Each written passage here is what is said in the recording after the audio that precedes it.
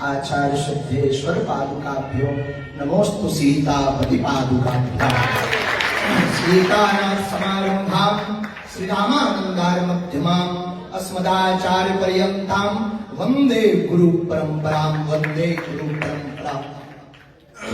अनंत श्री समलंकृत धर्म चक्रवर्ती पद्म विभूषण पूज्यपाद श्री रामानंदाचार्य तुलसी पीठाधीश्वर सरकार गुरुदेव भगवान यहाँ विराजमान है। कितना अद्भुत संयोग है कि हमारे लघु अनुज श्री इंद्रेश जी और हमारे ठाकुर जी इनके गुरुदेव भगवान के महोत्सव में दास के गुरुदेव भगवान कथा करने को बना।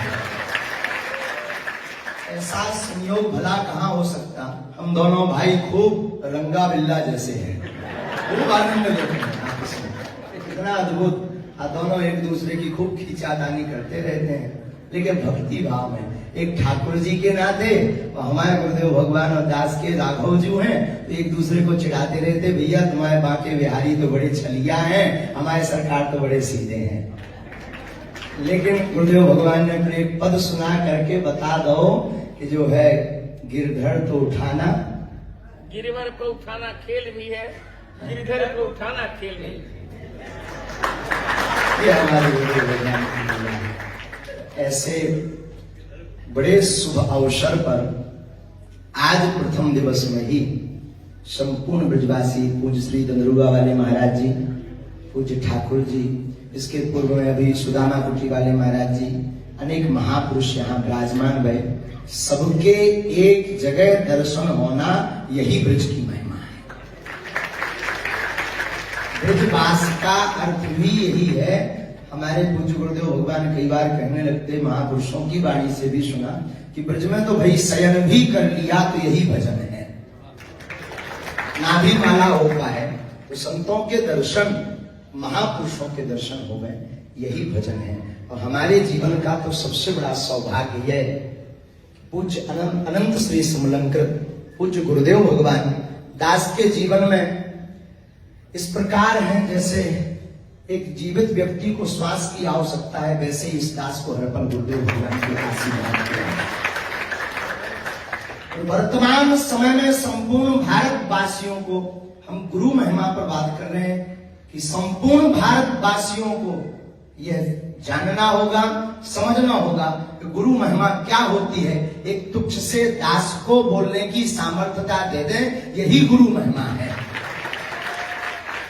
और पूज्य पाद जगत गुरु भगवान एक ऐसे गुरुदेव भगवान, एक ऐसी निधि है, तुलसी पीठाधीश्वर सरकार संपूर्ण भारतवर्ष में। एक सज्जन हमसे बोले, भैया आप और आपके गुरुजी बड़ा जोर जोर से बोलते हैं, चिल्ला कर, इसका मामला क्या है? हमने कहा जो समुद्र भरा होता है वही छलकता है प्यारे,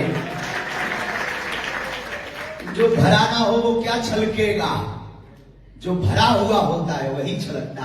तो हमारे गुरुदेव भगवान इसलिए ललकार करके बोलते हैं क्योंकि भरे हुए हैं। जो निधि गुरुदेव भगवान ग्रंथों के रूप में, शास्त्रों के रूप में वर्तमान समय में संपूर्ण भारतवर्ष को देकर जा रहे हैं, ऐसा न भूतो न भविष्यति, न हुआ है न हो सकता है। अंत में हम यही बोलने की तो सामर्थ्यता नहीं है। हम तो गुरुदेव भगवान के चरणों में यही कहते हैं, मेरे गुरुवर तेरी नौकरी सबसे बढ़िया है, सबसे खरी। गुरुदेव की नौकरी सबसे बढ़िया है। मेरी तनख्वाह भी कुछ कम नहीं, ना मिले तो कोई गम नहीं, ऐसी कहां होगी दूसरी, ऐसी कहां होगी दूसरी।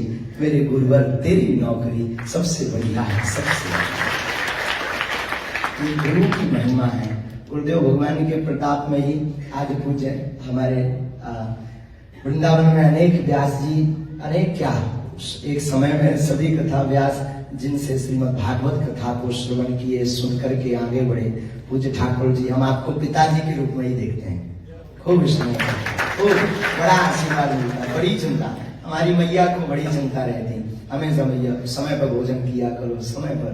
ऐसे पूज्य ठाकुर जी का आशीर्वाद मिला, आप सबके दर्शन मिले।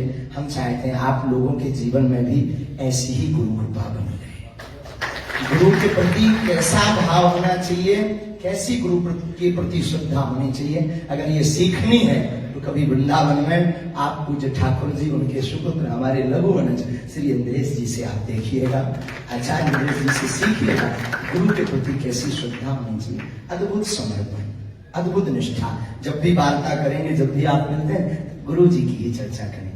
जब भी वार्ता करेंगे, गुरु से हम लोगों की चर्चा आपस में प्रारंभ होती है। ऐसा सौभाग्य भला सबको नहीं मिलता है। और पूज्य गुरुदेव भगवान के चरणों में पुनः बारंबार साष्टांग दंडवत प्रणाम करते हैं और संपूर्ण भारत वालों से हम कहेंगे, भारतवासियों, अब जागने का समय आ गया है।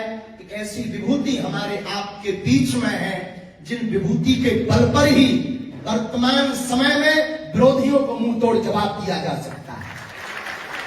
और लोगों का काम कहना है, कोई बोले तो बोलते रहने देना माय डियर, हाथी चले बाजार कुत्ता भौंके हजार। हाथी जब चलता है तो कुत्ते भौंकते रहते हैं, लेकिन अब जो है बात विवाद में पड़ने की बजाय अब समय आ गया कि सनातनियों को ऐसे महापुरुषों की बात को मानना आवश्यक है और जन जन तक पहुंचाना आवश्यक है, ताकि दूसरे धर्म के लोग मजा न ले पावे। ये सबकी जिम्मेदारी है, केवल हमारी नहीं। ऐसा नहीं कि हमारे गुरुदेव हैं इसलिए हम ऐसा कह रहे हैं, अब तो हम एक सनातनी होने के नाते कह रहे हैं, क्योंकि अब भारत में रहना है तो सीताराम कहना है। अब बहुत हो गया, बातों से काम नहीं चलना है। अब महापुरुषों को आगे करके हम लोगों को भी हाथ में झंडा लेकर के सब सनातनियों को एकजुट होना पड़ेगा। और एक शपथ हम आज दिलवाते हुए